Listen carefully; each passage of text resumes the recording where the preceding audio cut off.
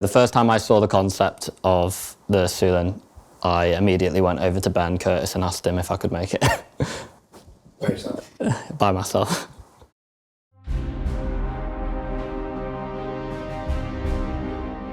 Michael Oberschneider did the Raylan, and I scouted a lot in his old sketches and the first phase of the ship, and I found a pretty nice triangle sketch, and that's where we started from. We really wanted to have this feeling of grandeur. It's a relatively small ship, but all its kind of stylings and its shape, language and forms really are there to make it feel strong and impactful. And so we really tried to kind of push that as much as we can.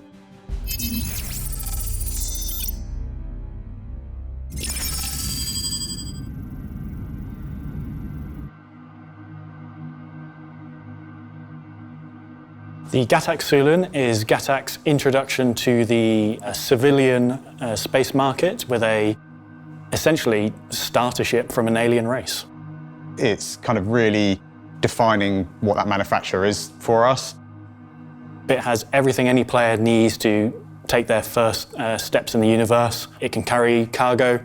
It's got onboard living quarters and a good selection of weaponry for a starter to not die immediately when you get out into hostile space.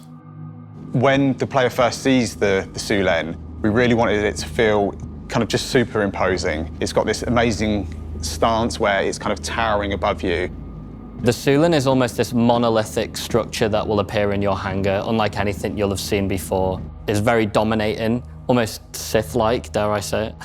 With its vertical design, it looks completely different to any other starter ship that we've brought out before. You'll notice it's a very polished ship, very deliberate with all of its forms and shapes, but then when it comes to its mechanical structure, it's not like our manufacturers like Origin, where it's very high-end but exposed almost, more like Drake. So you'll see all the mechanisms, all the inner workings. As you approach the interior of the ship, you'll notice a little button on the side. You press that, and the wall of the exterior will cascade down into a set of stairs. You'll be greeted by like this crazy Gravlev sort of animation where the sort of wall fractures and spreads out. Something rooted in the Xi'an lore about their trivial use of Gravlev tech, and just to be able to see it like sort of do something crazy that we can't do with most of the ships is really cool. As you enter the ship, you'll be in what we call the airlock, or the ground floor, kind of like an engineering space. All the walls feel quite clean, quite sleek. You'll get quite an unusual sense of the place because of the rock materials that you've got going on that feel very alien when you walk onto a spaceship. All of the walls, the panels, fly out, separate, and reveal these crazy big component bays, an armor locker, and also a really cool weapon rack that pops out the wall using that cool grav tech we spoke about. In between two of those component bays, you'll notice the lift embedded into the floor. It's got a really cool glass floor to it, and you'll notice a nice hover plate of Xi'an text, which we've kindly translated into English for you. We wanted it to feel like it could be inhabited by both Xi'an and human. That was kind of like a design ethos we had. So you'll go on the elevator, which features both. So once you use the lift to enter the habitation deck, you'll notice a really nice small space, quite simplistic, but that's kind of like how the Xi'an like it. The Xi'an are very close to nature. We wanted to create this sort of like cave feeling in a couple of places. That was in the bed, and that's a really nice little area for you to lie down at the end of a journey. Kind of like a hab almost, like the way it kind of is embedded into the wall. Still comfortable though, I can assure you. It's a lot warmer, a lot more inviting. Yet, through its materials, it still feels like a bit alien. On your left, you've got a bathroom. You're talking to Lloyd about the bathroom, right? The bathroom is, you could say complicated. I would say amazing in terms of design. It's definitely over-engineered. The first thing you will notice is this silver sink almost on the left-hand side. Which will serve two purposes if you know a little bit about Xi'an lore. So, Xi'an poop a little bit differently to humans, so they use that, we use our toilet. The whole door breaks into a load of pieces. The toilet roll holder sort of assembles itself. With the most elaborate animation I think that's ever been put into a video game for toilets. And again, it was just sort of a show of what's trivial to them is like elegance and high-class design to us. It was just a nice little feature. We wanted to incorporate that sort of how they would live if they were on the ship and how humans would live on the ship. As you go up into the cockpit, you then have a full open space. What I like to call the cathedral. The light cascades down and you see the seat presented to you almost like an altar. You enter the seat and you float up on your back, almost like you're about to launch into space on a rocket. And this massive mechanism of plates assemble behind you using Gravtech to hold your seat in place. Really makes you feel like a badass just before you take off.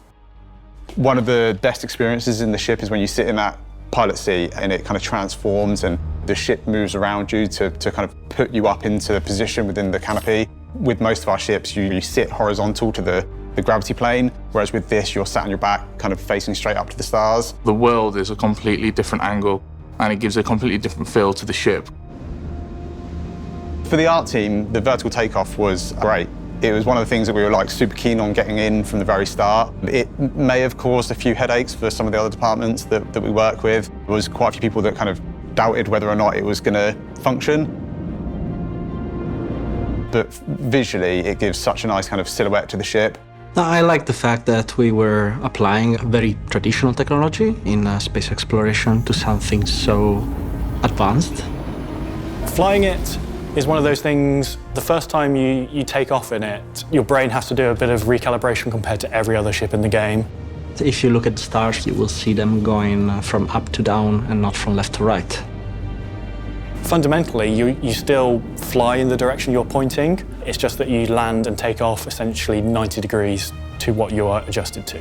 If you throttle forwards, you go up, but that's the direction the ship is pointed. Obviously, Xi'an used Gravtech quite a lot, and we wanted to make sure we leveraged that as much as possible. However, for things such as wings and thrusters, I think it's really important that we keep that to a minimum. If something's heavy, we can't rely on gravity to keep it on.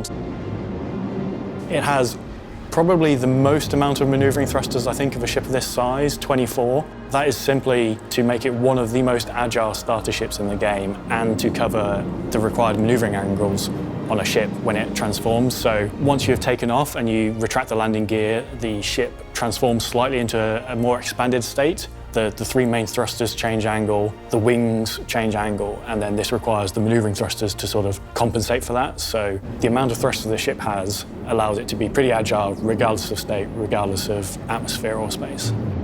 Oh, I prefer the vertical takeoff compared to the normal. It's just a completely different feel and you can land in tighter spaces. My favourite part of the ship is definitely the way it transforms out of landing mode into deployed. All of the wings fold back, so the landing gear is actually built into the edges of each of the wings.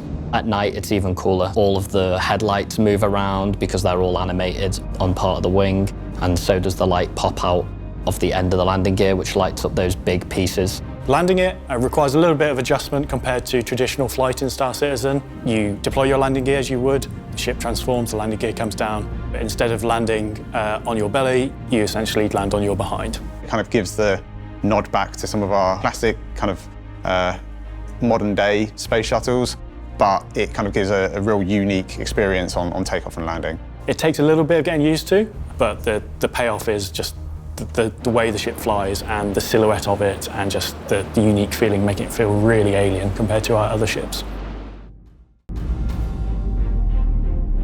So being the first ship from the manufacturer Gatac that people were going to see in game, for me it was really important that it had a real impact on the player. I think players will appreciate the fact of how much we've managed to fit into such a small platform. So the Squadron is pitched as a starter ship, but it sort of goes beyond some of our other starter ships. It has a lot of onboard living, so it allows you to do a little bit of exploration, a little bit of pathfinding. It's not as good as dedicated explorers or pathfinders, but it is sort of better than other starters in that regard.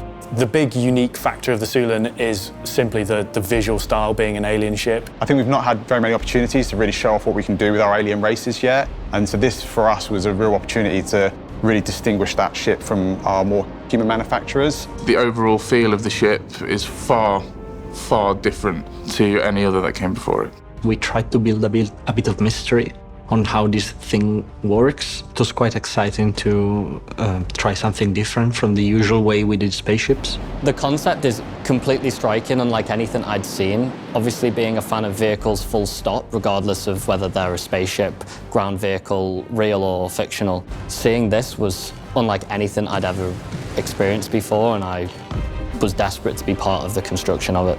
Compared to other starships, this is something entirely different, both flight and visual, and that sort of sets it apart from the others. If you just don't want to be run-of-the-mill Star Citizen player, then the Sulin is for you.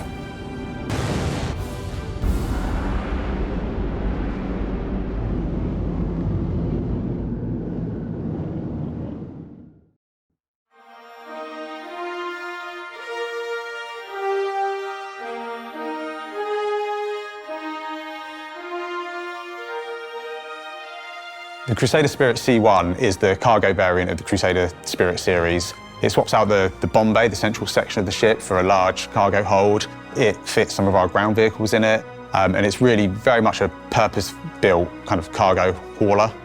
Just did a whole thing on the A1 at CitizenCon. It's basically that, but just with cargo. No. Nope. Nope. Nope.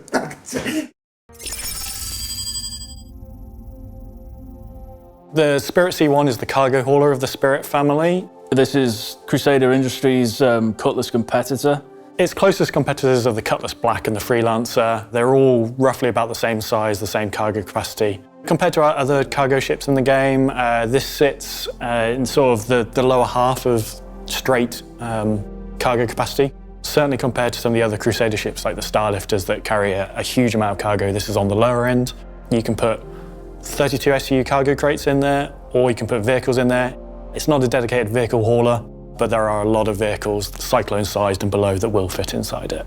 It utilises that central room to essentially be stripped out and filled full of cargo, and it can carry them internally, which affords that cargo some protection. So compared to, say, a Hull A, which has the same cargo capacity, you are trading off the quick access of being able to put it on the outside of the Hull A for the security of having it on the inside of the Spirit.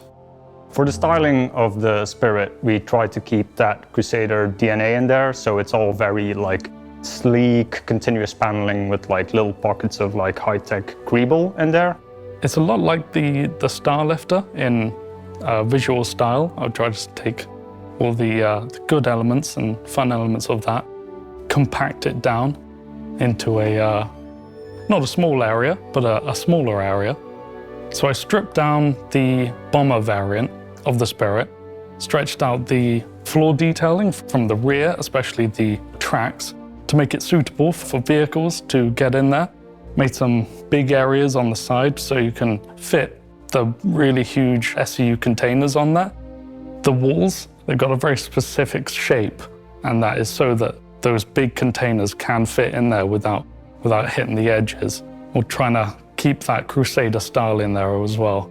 It's got some fun lighting in there to show off all the bits and gubbins. It's all very nicely sandwiched. You say nicely sandwiched? Nicely sandwiched. So you've got like the bread, which is like the nice paneling, and then you've got like the filling, which is like all the nice black greeble. Greeble sandwich. Being a Crusader ship, the Spirit C1 is an elegant cargo hauler. It looks fast, it is fast. It's well armoured, well armed for fast transport of that valuable cargo. So on the exterior, the main difference on the C1 versus the other variants is we've cleaned up the top of the ship. You'll notice that the roof kind of switches out. So the C1 has more of like a sleek, like simplified roof. It's a little bit more aerodynamic. So to help you load cargo in and out of the ship, especially those larger cargo crate sizes, there is a tractor beam turret on the rear of the ship that can transform from being on top of the ship to help you grab cargo to around the underside of it to help you actually physically load it into the ship and arrange it onto the cargo grids within. When we think about variants, I think it's personally important that we're not just talking about kind of a loadout change and a tint palette change. For me, I think the more we can do with both the interior and the exterior to really sell the idea that this is a separate ship is kind of super important. With the Spirit, we've made some changes to the exterior and interior, as well as the normal loadout changes. And that, for me, just adds a little bit more value to what we class as a variant ship. It's not a case that we can always afford to do that for all of our ships, but where we can, that's the way we like to go. So you've got the Cutlass Black for the Drake owners who like doing Drake things. You've got the Freelancer for the working class of the universe. And then if you want style and speed, then the Spirit C1's there. and you'll look a lot cooler doing it too.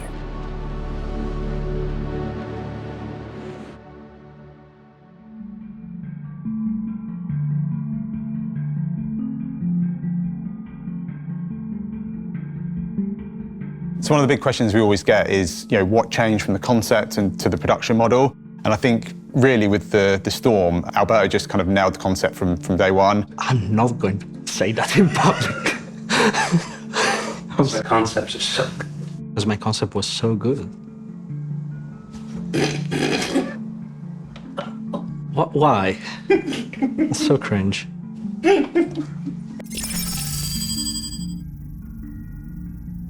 The Storm is a light tank from Tumbril that values speed and agility over raw armor and firepower.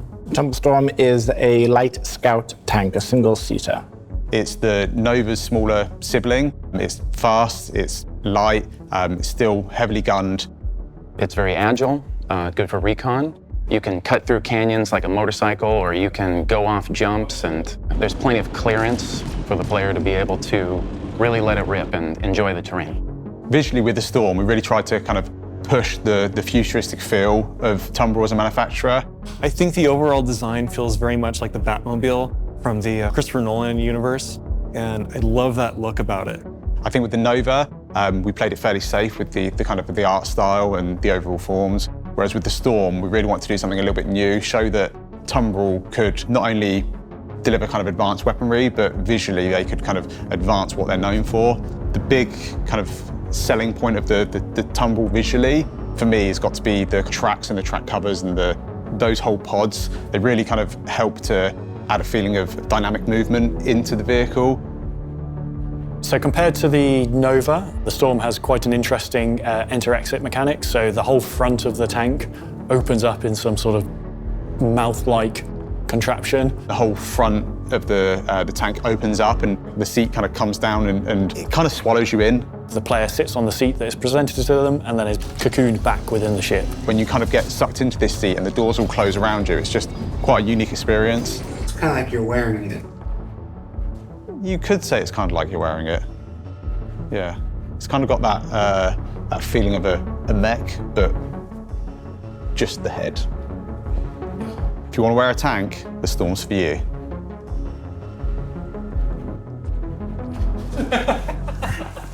There is no walkable interior compared to the Nova, so it is literally just you cocooned within inside the front of the tank.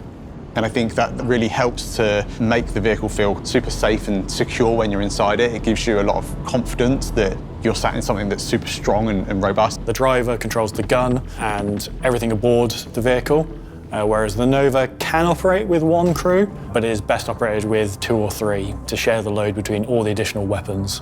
For ground operations, they're designed to work in tandem together. The Storms to push ahead of the main ground force, to do some reconnaissance, figure out where the enemy is, figure out their strength, engage them if they are engaged, but then the Novas will take over to do the actual heavy lifting of the damage and engagement. If you're looking for more speed, more maneuverability, the Storm kind of sits in a good spot where it's not quite a Cyclone and it's not quite a Nova, but it kind of sits in that middle part. The gun is really cool. That took Nathan a couple weeks to come across, but as like one of his first projects with us, I think it was super successful. Originally, it was supposed to be shooting bullets. We converted it into an energy weapon after the fact. It's just more expensive to fire bullets. I think when it comes to a laser repeater, dollars to donuts, shooting energy is much more cheaper than shooting bullets and twice as effective, so.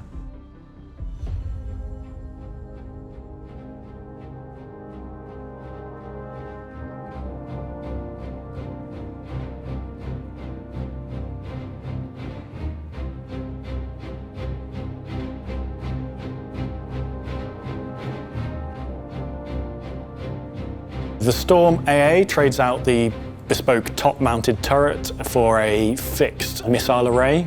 It contains a very large amount of size 1 missiles and a selection of size 2 missiles. You can now fire more missiles on this than anything else in the game currently. So we're still working out the final numbers for this at the point of recording, but it's safe to say it has a lot of missiles. So all at once you can fire a huge payload at your target. You wouldn't want to be a ship near that thing because it has so many missiles.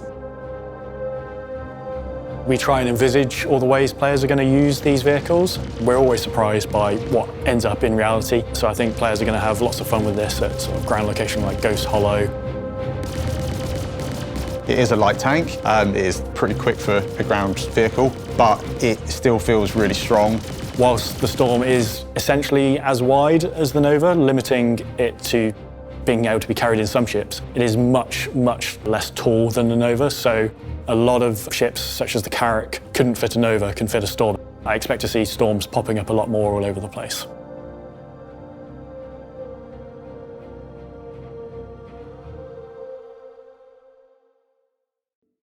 So what did we learn this week?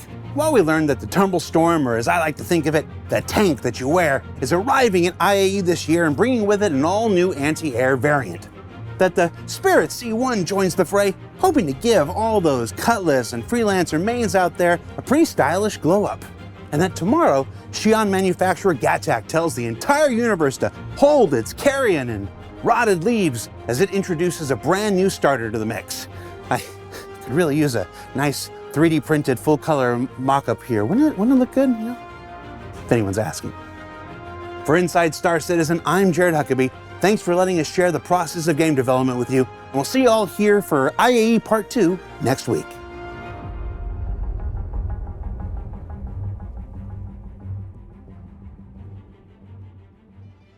So, what did we learn this week? Well, we learned that Tumble... that an all-new anti-air variant... Nope. Learned that... Enunciate. And do it again. And we'll see you all here, right here, for right here, here. So what did we learn this week? Boy, gee howdy, what did we learn this week? Sometimes you got it, and sometimes you don't. The tank that you wear. So what did we learn this week? Well, we learned that... Now I'm out of breath. Is it? And we'll see you all here for IAE Part 2 next week.